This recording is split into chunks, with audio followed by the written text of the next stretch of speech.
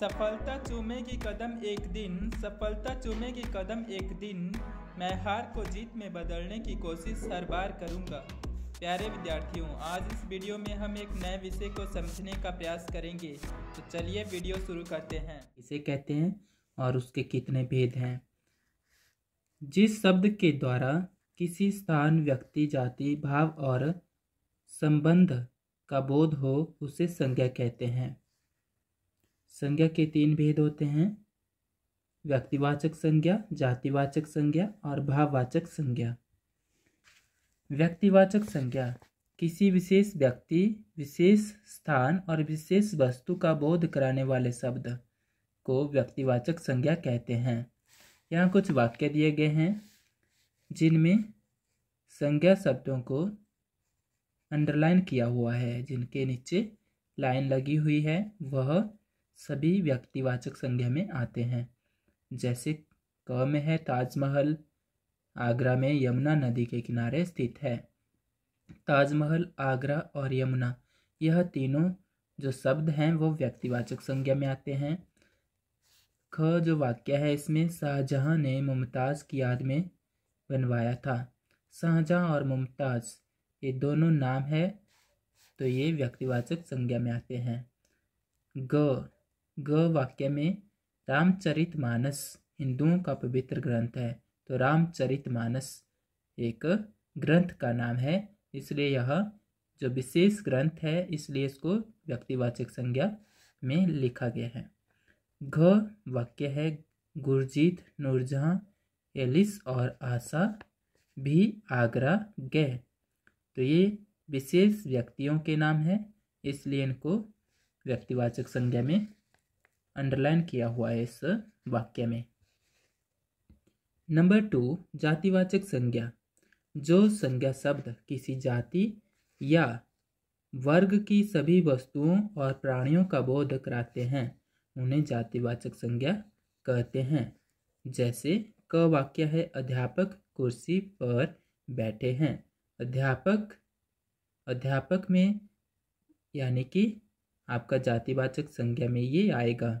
अध्यापक, कुर्सी, ये पूरा इसमें जो है जाति या वर्ग छोटी बड़ी कैसी भी हो, लेकिन कुर्सी है, अध्यापक है, वह कौन सा विषय पढ़ाता है यह आपको नहीं बताया गया है। इसमें केवल अध्यापक बताया गया है, या विशेष किसी अध्यापक की बात नहीं हो रही है। कोई भी अध्यापक हो सकता है, गणित भी पढ़ा रहा हो सकता है, इंग्लिश या फिर हिंदी भी पढ़ा रहा हो सकता है।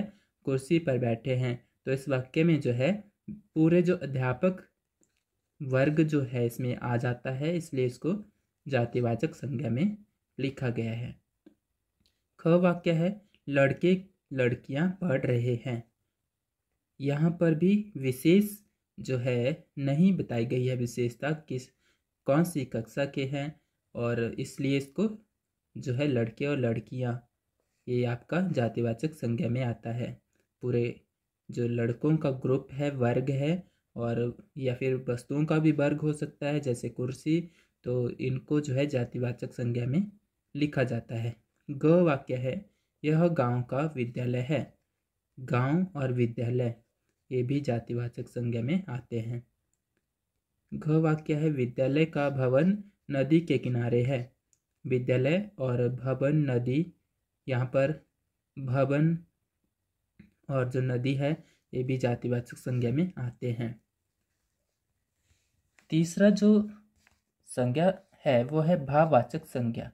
जिस संज्ञा शब्द से किसी व्यक्ति या वस्तु के भाव, गुण, दोष, रूप, आकार, दशा और आदि का बोध होता है उससे भाववाचक संज्ञा कहते हैं। ऐसे शब्द जिनसे वस्तुओं के या व्यक्ति के या स्थान के, व्यक्ति या वस्तु के जो भाव है, गुण है, दोष है या फिर रूप, आकार में किस तरह के हैं वो, यह सब भाववाचक संज्ञा में आता है। जैसे क वाक्य है दानवता नहीं मानवता का पाठ सीखो। दानवता और मानवता यह भाव है, गुण, दानवता यानी कि दोष और मानवता यानी गुण, तो ये भाववाचक संज्ञा में आते हैं। ख वाक्य है मेरी माँ बहुत सुंदर है। तो यहाँ पर सुंदर जो है एक रूप है और इसलिए यह भाववाचक संज्ञा में आता है। ग वाक्य है, मैं अभी तुम्हारी उदासी दूर कर देता हूँ। उदासी यानी कि आपका जो भाव है, आप उदास हैं, खुश है, इस तरह का जो वाक्य है वो सब शब्द जो है भाववाचक संज्ञा में आते हैं। घ वाक्य है, मुझे बचपन की बातें याद है। बचपन भी एक आपका जो दशा है, यानी कि आप बचपन से आप फिर आप बचपन में होंगे, फिर आप बड़े होंगे, तो इस तरह के जो शब्द होते हैं ये भी आपके भाववाचक संज्ञा में आते हैं। र है, अजय और राजेश की अच्छी मित्रता है। मित्रता शब्द भी जो है आपका जो भाववाचक संज्ञा में आता है।